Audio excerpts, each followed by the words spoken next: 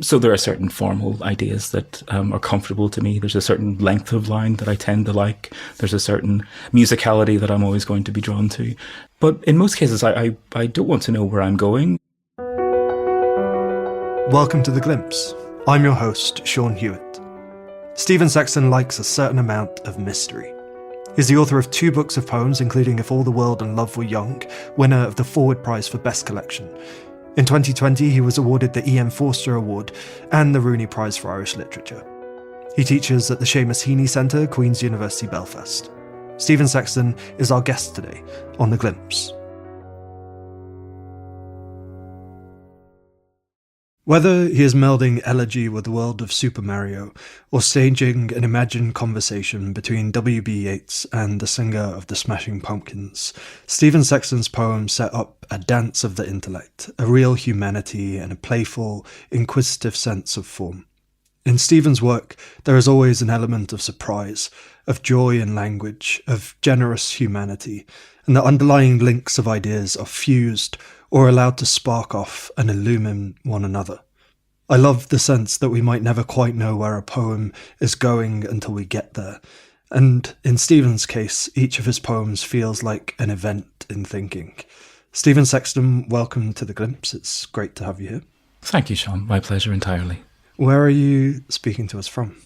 I'm speaking to you from Derry in the northwest of Ireland, from a very newly refurbished, let's say, attic room, which has all my books finally together again in one place. They're all reunited. Finally.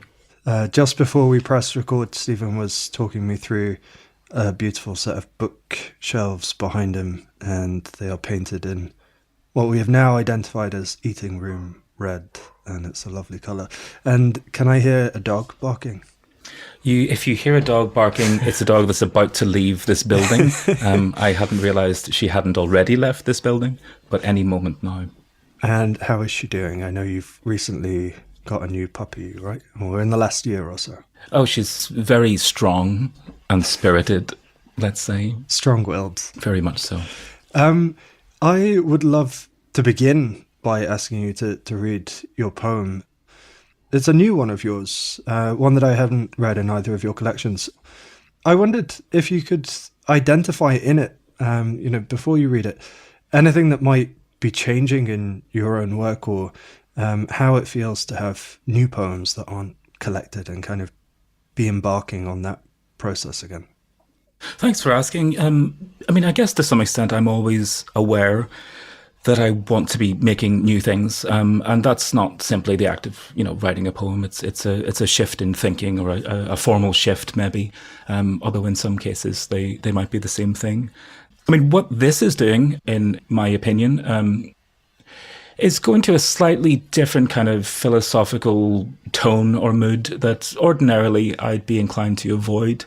I like stuff. I love being in the world. I love thinking not too much. But for some reason or another, I found myself going slightly towards the spiritual, let's say, but maybe more specifically Christian. I'm not a Christian person. I guess was brought up in that way, in the way that many of us in Ireland, Northern Ireland, are.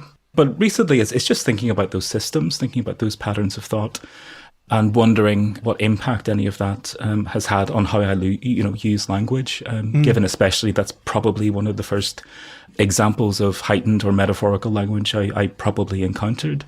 So coming back to that kind of thinking is happening. Yeah, I think for a lot of people, religious language is kind of a first introduction to poetry, even in primary school, just reciting prayers or hearing hymns, and all of those things kind of forms the bedrock sometimes of the way we encounter and think about language. Can you notice any difference in the way that language kind of inflects the way that you think in a poem, or the way a poem sounds, or are you at the point yet where you can kind of articulate what's going on?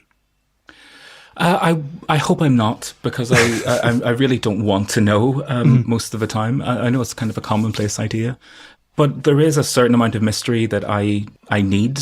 I need that negative capability. I need going into nothing. I need the road towards nothing, of course, and it's, fairly tangible, and I know what it feels like, and I know how to walk along it. So there are certain formal ideas that are comfortable to me. There's a certain length of line that I tend to like. There's a certain musicality that I'm always going to be drawn to. But in most cases, I don't want to know where I'm going. And I think one of the things that this poem does is flags that very early on. I mean, at the very start of this poem, perhaps an apology for its quite large title. I mean, the poem tries to say, like, I don't know. I don't know where this is going. But kind of come with me, reader, if you're courteous enough to be there, and let's see where we're going. Yeah, it's one of the things I love most about this poem, and I want to talk to you about that. Would you read it for us? The capital of heaven. The capital of heaven is the living. I don't know what I mean by that yet, but it has less to do with the trace of gold each person contains. A thought is heavier, and more with a moment today under the great canopy of oak trees. In the park, where it is always summer, a sister was teaching her brother to hold a segment of clementine up to the sun, so the light could find the seed with the future in it, which he could toss over his shoulder like salt at misfortune. So much of everything is beyond intention. So much of sacrifice is pleasure. If it must be inevitable, let there be lifetimes and lifetimes before orange trees grow wild here in the sun-scorched grass. I don't mean it's paved with bones, but I do. I want to say it again to make it mean something different. The capital of heaven is the living. Thank you very much. I wanted to start off by asking about that repetition, kind of bookending the poem with the same idea or the same line and making it mean something different in context or in intonation. And I wonder where you arrived at this idea of repeating and where you sit on the idea of repeating necessarily meaning changing. No, thanks for asking. I mean, it's an interesting thing to me that this poem ends where it does, because I'm often suspicious of a poem that folds in on itself at the end, that it seems to promise a trajectory. It seems to fairly earnestly want to go somewhere, and then it folds back again. So usually I'm resistant to that kind of an idea. And each time I repeat that phrase, which I think is quite a big title, the capital of heaven is the living. That's it's a big way to start a poem, one that I'm not necessarily sure of in some ways. But what immediately follows that first instance of that is this kind of apology, like, I don't know where I'm going either. Right. And what happens at the end of the poem is this similar kind of voice. Yeah, I want to do this. I'm going to do this. So I think there's a shyness about that repetition. I mean, really, one of the things we're doing with repetition is taking up someone's life. These lines are a second and a half, 2 seconds of a real person's real life. So in the sense that the phrase might be the same, absolutely. I mean, the context, for one thing, is massively different from one period of 30 seconds to another. So while I guess the sense of music that comes with repetition, I like the sense that time is being marked between repetition. I'm hyper aware, I guess, of the entire context, the shifts between those two moments.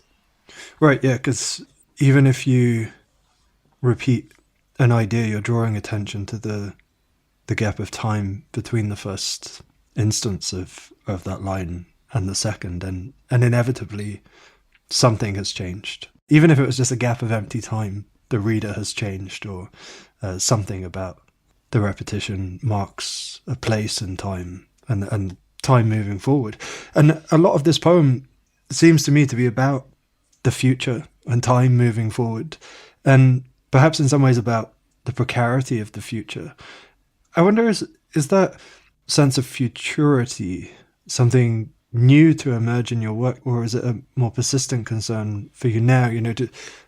Do ideas of spirituality inevitably point you into futures? I think they do. I've long been into the future. It's been an interest of mine even since I was very young.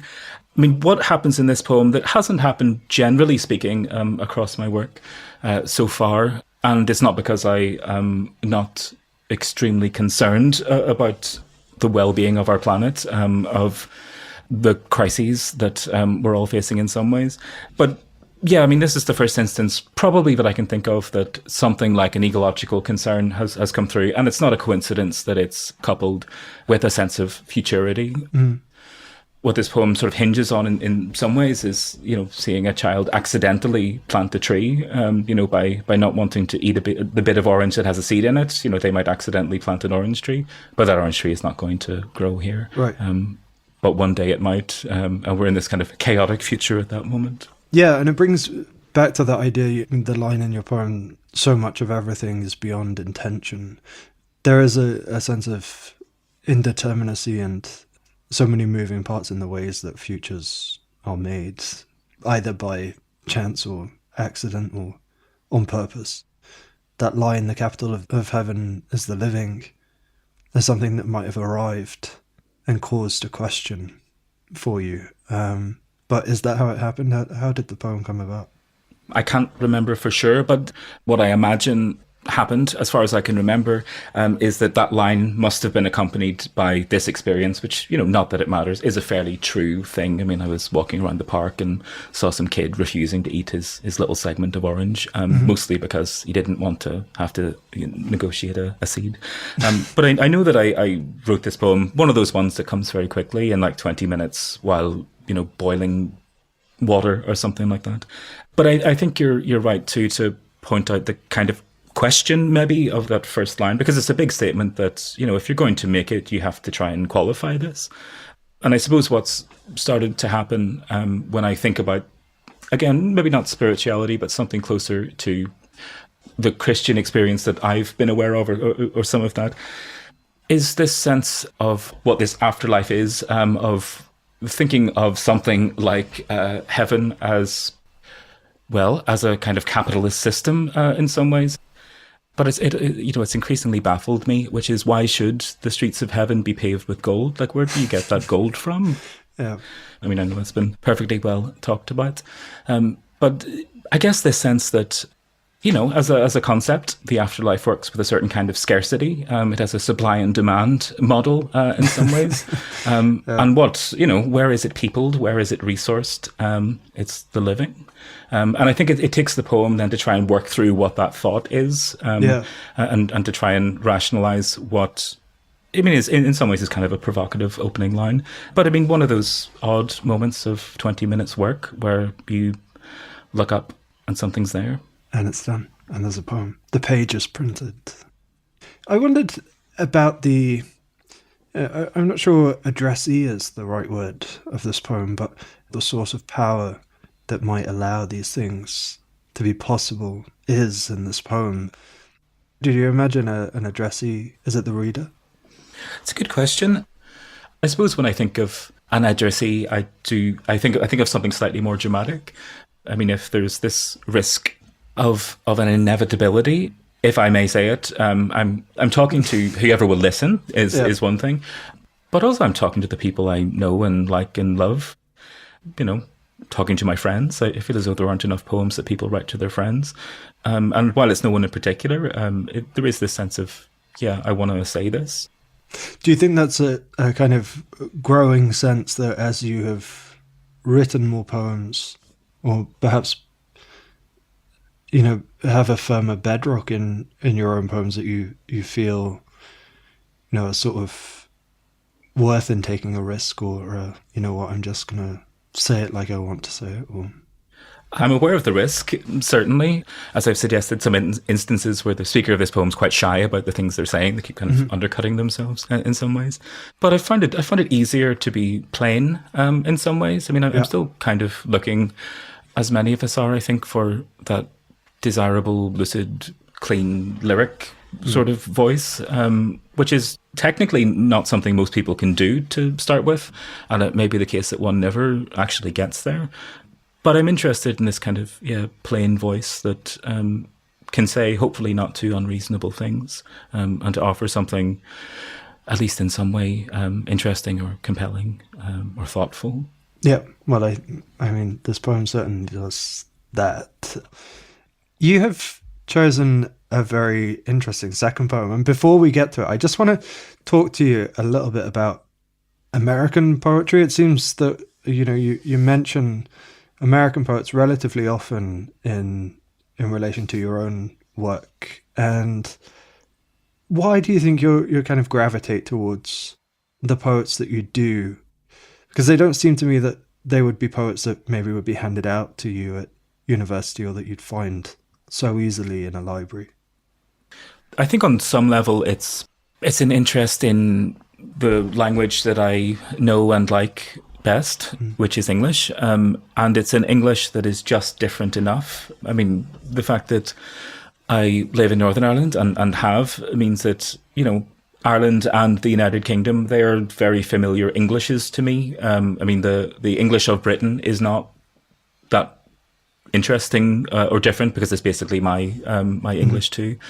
So there's something about the American English and American poetry more generally, but there's something about that English on the first instance that feels kind of foreign and feels exotic and feels different. Yeah. So that's always a very interesting thing to me. And I find myself looking in that direction, well, because there's a huge amount of it. There's a huge amount of incredibly interesting writing that has always been the case. And I do find myself hunting it in some ways. I mean, I kind of love the thrill of finding a collection I haven't found before in a bookshop.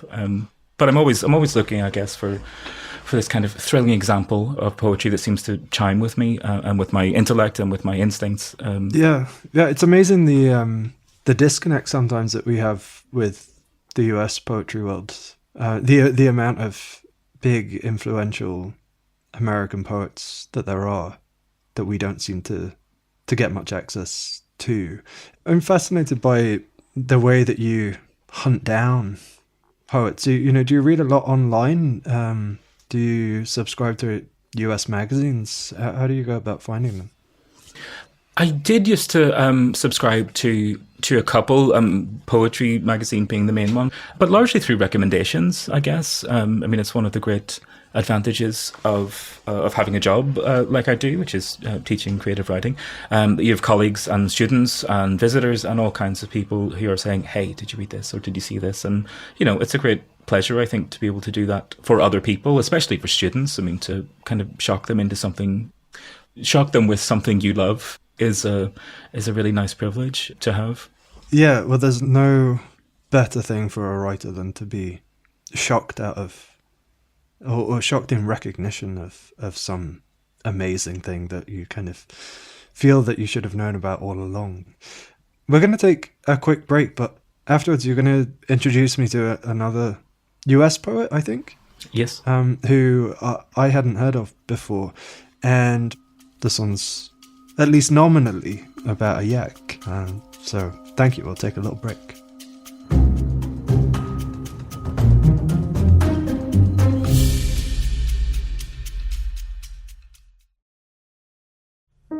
We hope you're enjoying this second season of The Glimpse.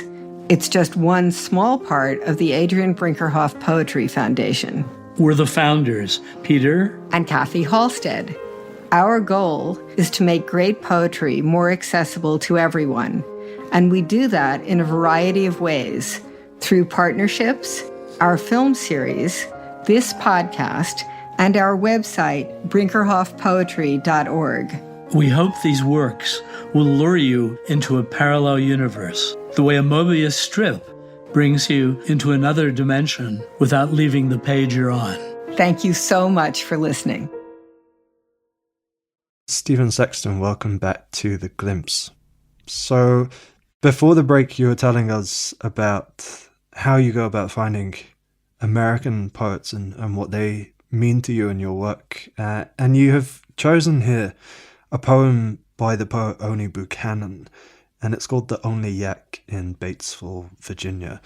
Can you tell us a little bit about how you found it or when you found it and why you've chosen it? I can. So I came across this poem, I think about 10 years ago at this point. in an anthology called Legitimate Dangers, which is a big, hefty book of American poetry. It was in a sort of Fulbright class. We had a Fulbright scholar taking a creative writing class. And this was one of the poems in that. We're going to talk about this poem, and I'm very excited to do so. I mean, this is one of the ones that I was talking about that I love sharing with people. But I want to also offer the disclaimer that I don't really know what's happening in this poem. That has not in any way diminished how much I love it. But every time I read it, it's really one of those rare things that I get pretty much the same feeling now as I did the first time I read it. Mm-hmm. You know, it activates something in me that many things don't, and very special things do, which is I know what this feels like. I'm not sure I know what it means. Mm-hmm. And that's a really important feeling for me. I'm much more of the senses than I am of the intellect. Would you read it for us? The Only Yak in Batesville, Virginia. At first, I spent hours gazing at the black and white horse in the farthest pasture. He was so far away, so tiny between the fence slats, and even then I knew all he cared about was his mane and that his tail was properly braided. He never so much as galloped in my direction.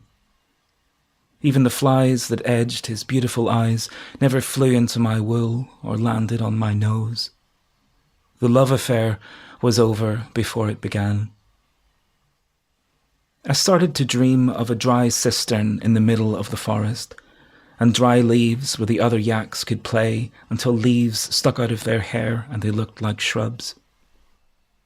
In my dream, they lived in the cistern, and each morning looked out with periscopes before scrambling up the concrete walls to search in the forest for sprouting trees. In winter, I realized that for the other yaks it was fall all year round, and that it had to be fall, because otherwise they couldn't roll in the leaves to look like shrubs, and there had to be a cistern, because otherwise they couldn't huddle in the pitch black. And I knew then that I had forgotten what a yak looks like, though I am a yak, and I knew then that I had been away for a long time.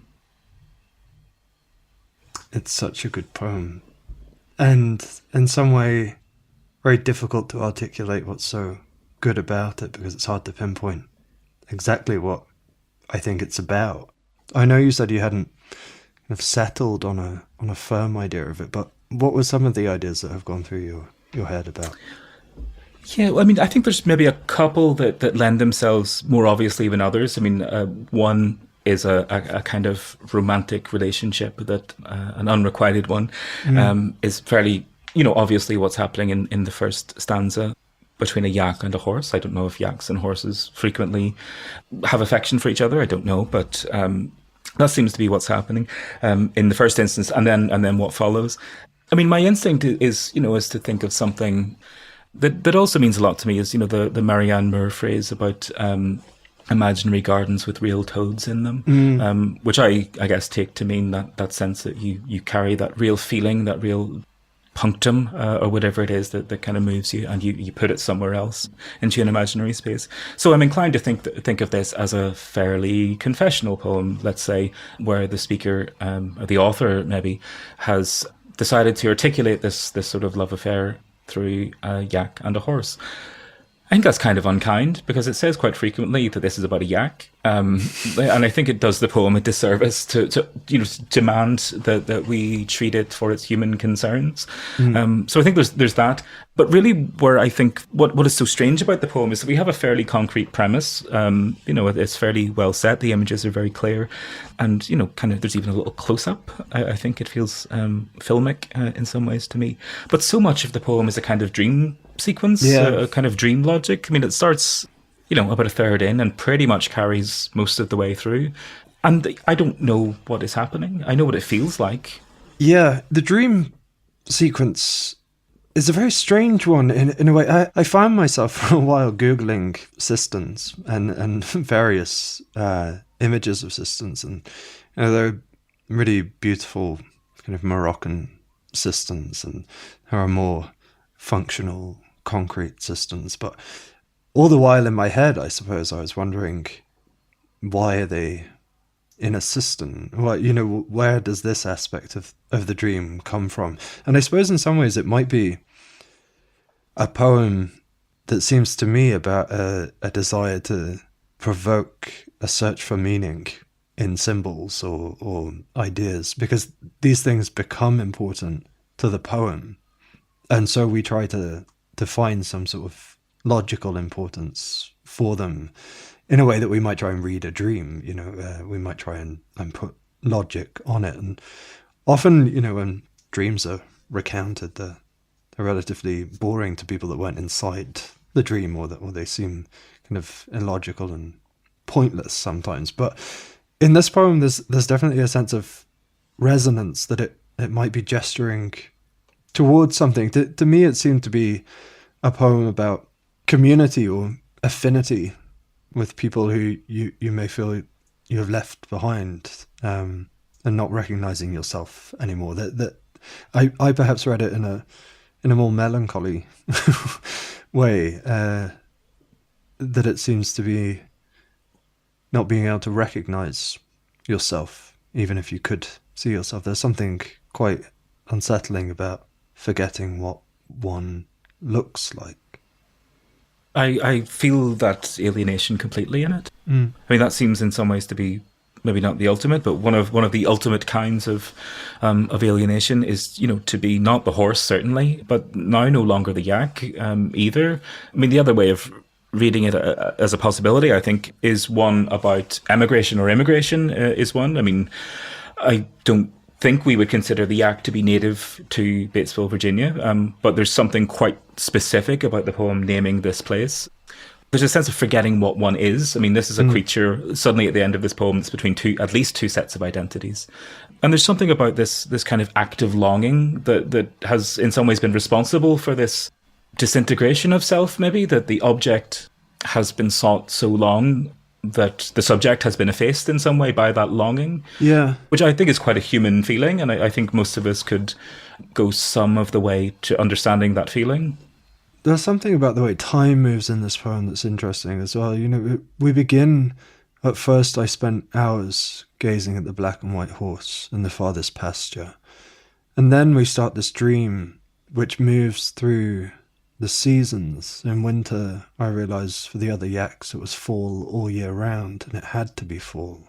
And then the dream takes us so far that by the time we get to the end, either we've been inside the dream for a very long time, or the yak has been away for so long that everything is distant from them. Do you know what I mean? It seems to be kind of a weird braiding of time happening in this poem. No, I agree, yeah. So much so that when we get to the end, we almost feel like we've been away for a very long time. Certainly from the initial premise, maybe, of the poem, it feels, that you were offered, you might think, as a reader, a fairly straightforward kind of poem, but it does not go there.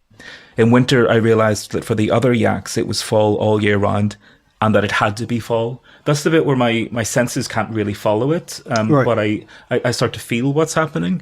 And certainly the repetitions towards the end of yak. I mean, one of the great pleasures of teaching this poem in a class or having students look at it is that you automatically gain the world record in 30 minutes for the number of times the word yak has been mentioned. And we might be going there ourselves at this moment. I wonder, we were speaking before with regards to you and your poetry about hopefully not knowing where you're going. Have you found anything about this poem seeping through into your own work? Almost certainly. I don't know if I can pinpoint it necessarily, but I think there's something about the manner. I mean, there's kind of a strange formal sense to this poem. I mean, it's well managed in terms of lines and stanzas. I mean, it's in 3 8-line stanzas. So there is a logic. There's a formal logic that's working here. I think there's a sense of how the syntax works that's really wonderful. I mean, I think the love affair was over before it began with this huge break in it. It's funny, like, I think there's such a sense of voice that's coming through. I can almost see someone rolling their eyes, or a speaker rolling their eyes. The love affair was over before it began. So I think there's incredible things that are happening where the lines turn that entice me in some ways. And And it's interesting, I think, for many of us looking at a poem like this, especially with training or maybe an outsized influence from British and Irish poetry, as it's maybe typically known. Well, these are kind of, I don't know if you agree, but they sometimes seem like quite radical line breaks and radical ideas. And I mean, it's one of the things that I want to avoid in my own work is getting too stuck to a fairly traditional sense of how lines should work. And this is just a different kind of formal logic. Its duty is to itself, to following its own patterns, and that's kind of an inspirational idea in some ways. Yeah, and it kind of comes back to the idea of being able to feel a sense of language without necessarily pinning language down to a strict meaning, even in the mind of the poet. To be able to say the capital of heaven is the living, and have a sense of all the things that might mean by the time you get to the end of the poem, but not to have nailed down one specific version that kind of puts the poem in a straitjacket. And I think that sort of sense of how to interact with knowing and unknowing within your own poem, and to leave a space for unknowing is something that I see as common between this poem here and the poem you read for us at the start. I think in every instance of something that I'm writing, I mean, part of the ambition is that there is a connection with someone else. And one of the ways of doing that is, first of all, making sure you leave a space for them. But I mean, people might also suggest that, I mean, a basic function of metaphor or of simile is to provoke the sense that a reader is involved in this. I mean, one of the things that simile or metaphor does is it sort of says, like, do you believe me? Like, are you with me? Like, do you buy this comparison? And I think that very basic gesture says, like, I hope you're there. I want you to be involved in making meaning out of this. So I'm always hyper conscious of that in the sense that I want other people to be involved. The risk, of course, is that you leave a gap so big that it is meaningless. And that's maybe part of the craft, is leaving a space exactly the right size for the reader. Speaking of which, what are you working on at the moment? Well, I'm trying to write more poems is the short answer. The poem that we looked at, I think in some ways is kind of emblematic of my thinking recently. In some ways is thinking of these kind of two concepts. But I'm dismayed, I suppose, by any system that says that the end justifies the means, or that it'll all be okay whatever it costs, or that we believe in one sense of the future and not others. And I suppose I've been troubled by that problem in lots of ways, of the sense of the end justifying the means, which is how you end up, walking streets paved with gold. I think you should ask how the gold got there. Seems like a reasonable place to start with. Stephen Sexton, I cannot wait to read the new collection when all of these poems come to coalesce, and of course there's no rush with any of that, and we will happily sit in the place of unknowing until we get there. Thank you very much for joining us on The Glimpse. Thank you, Seán. My pleasure.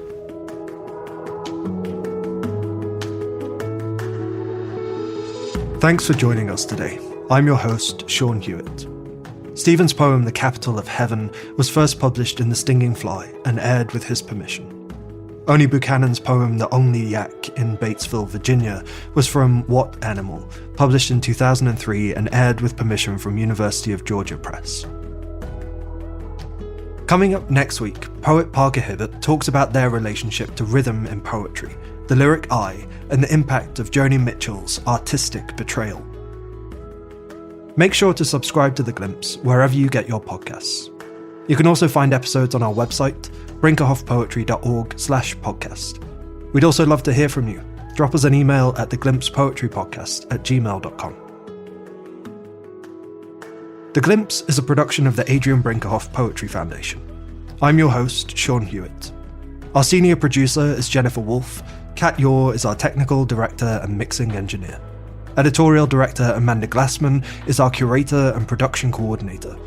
Amy Holmes is the Foundation's executive director, and our co-founders are Kathy and Peter Halstead. Thanks for listening.